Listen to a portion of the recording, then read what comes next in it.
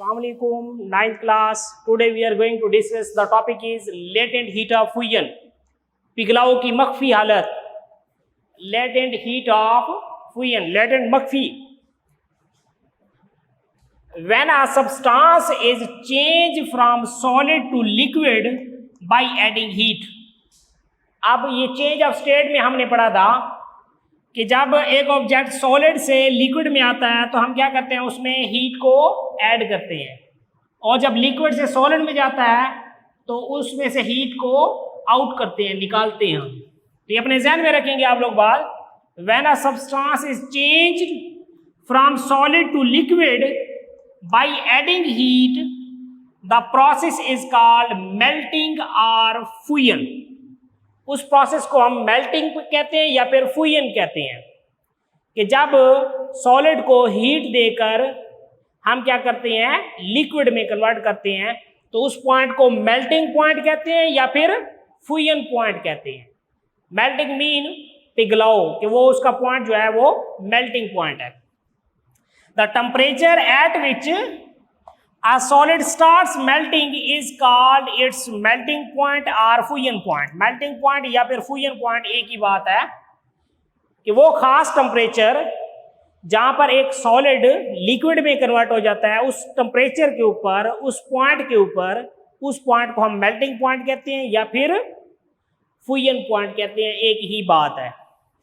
Solid mean अगर हम ice की बात करें, वो वाटर में 0 डिग्री सेंटीग्रेड के ऊपर क्या होती है, चेंज होती है, और जो लिक्विड है वो सॉलिड में भी 0 डिग्री सेंटीग्रेड के ऊपर, अगर वाटर की बात करें तो किसी एक सब्सटेंस मीन अगर वाटर है तो उसका जो फ्रीजिंग पॉइंट होगा वो ही उसका मेल्टिंग पॉइंट होगा. ध्यान में रखेंगे आप लोग बात. ये freezing point and melting point of any substance is same.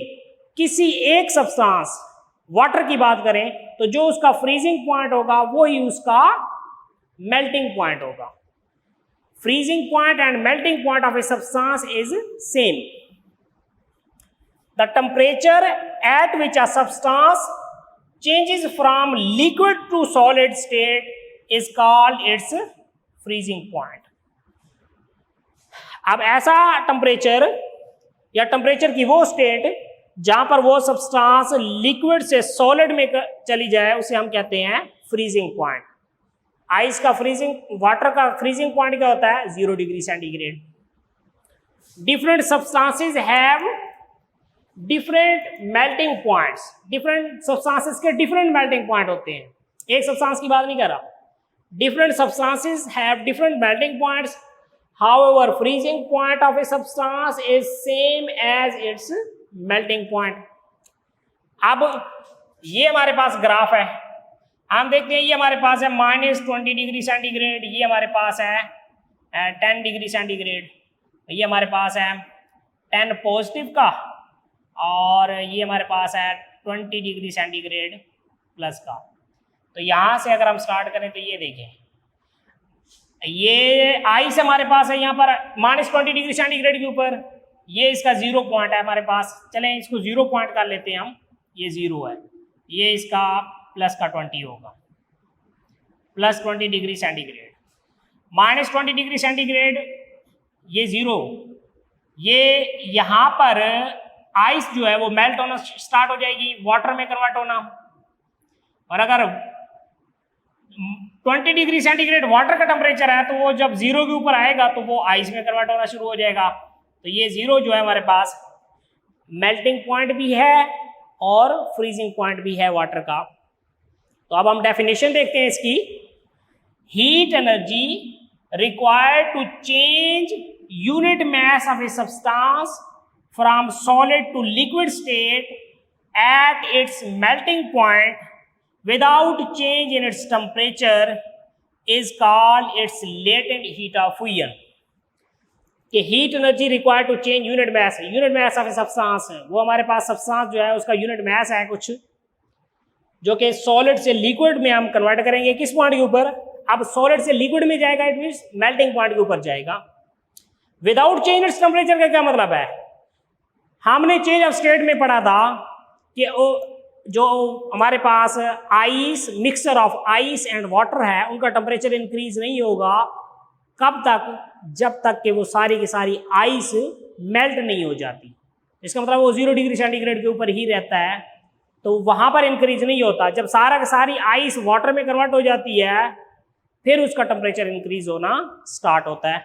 तो without change in its temperature, temperature में तब्दीली लाए बगैर, मतलब मेल्टिंग पॉइंट के ऊपर वो टेम्परेचर रहे जब तक सारी आइस मेल्ट नहीं हो जाती। हीट ऑफ फ्यूजन HF के साथ रिप्रेजेंट करेंगे। डेल QF ये अमाउंट ऑफ हीट है, ये यूनिट मैस है, यूनिट मैस को अमाउंट ऑफ हीट प्रोवाइड करेंगे। डेल QF निकालना है, M इधर आ जाएगा, MHF। तो latent heat of fusion of ice कितनी है? वो हमारे पास है 3.36 multiply by 10⁵ joule per kilogram at 0। Latent heat of ice 3.36 multiply by 10⁵ joule of heat हम दें 1 किलोग्राम आइस को कितने टेम्परेचर के ऊपर? 0 डिग्री सेंटीग्रेड टेम्परेचर के ऊपर। तो ये उस आइस की लेटेंट हीट ऑफ फ्यूजन होगी 3.36। ये अपने ध्यान में रखेंगे, ये MCQs के लिए इंपॉर्टेंट बातें हैं। 3.36 multiply by 10⁵ joule of heat is required to 1 kilogram of ice at 0 degree centigrade temperature. ठीक है, तो ये हमारे पास है latent heat of fusion. Latent heat of vaporization देखते हैं हम, ये हमारे पास क्या है। अब ये उसका उल्ट होगा फ्यूजन का। सबसे पहले हम डेफिनेशन इसकी देखते हैं। The quantity of heat that changes unit mass of a liquid completely into gas. वहां पर क्या था? Solid into liquid. यहां पर क्या है? Liquid into gas. The quantity of heat that changes unit mass of a liquid completely into gas at its boiling point. अब हमें पता है कि सॉलिड लिक्विड में, लिक्विड जो है वो सॉलिड में, liquid completely into gas, liquid gas में कब जाता है? बॉइलिंग पॉइंट के ऊपर। तो इसलिए उसने कहा at its boiling point without change in its temperature, temperature में तब्दीली लाए बगैर। मतलब बॉइलिंग पॉइंट, वाटर का बॉइलिंग पॉइंट 100 डिग्री सेंटीग्रेड है, तो 100 डिग्री सेंटीग्रेड ही रहता है, चेंज नहीं होता जब तक कि सारी की सारी वो गैस में कन्वर्ट नहीं हो जाते हैं वाटर मॉलिक्यूल्स।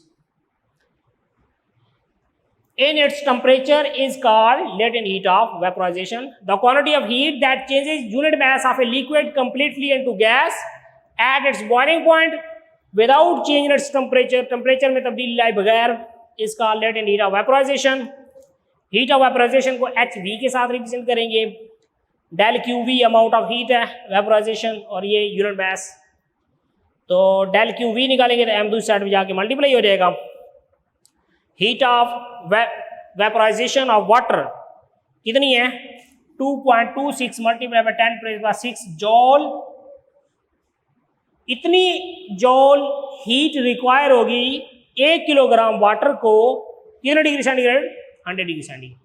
1 किलोग्राम वाटर, उसको कितनी अमाउंट ऑफ हीट दें?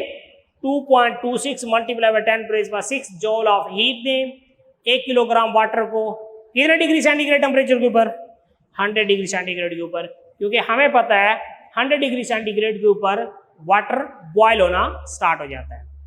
तो आपसे अगर आप लोग पूछें वाटर का freezing point 0 degree centigrade, water का melting point 0 degree centigrade, water का बॉइलिंग पॉइंट 100 डिग्री सेंटीग्रेड। तो फ्रीजिंग पॉइंट और बॉइलिंग पॉइंट ये डिफरेंट होते हैं, लेकिन फ्रीजिंग पॉइंट और मेल्टिंग पॉइंट जो होता है किसी एक सब्सटेंस का वो सेम होता है।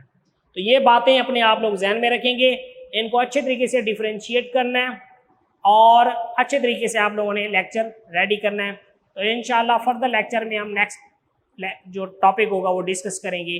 अल्लाह हाफिज़।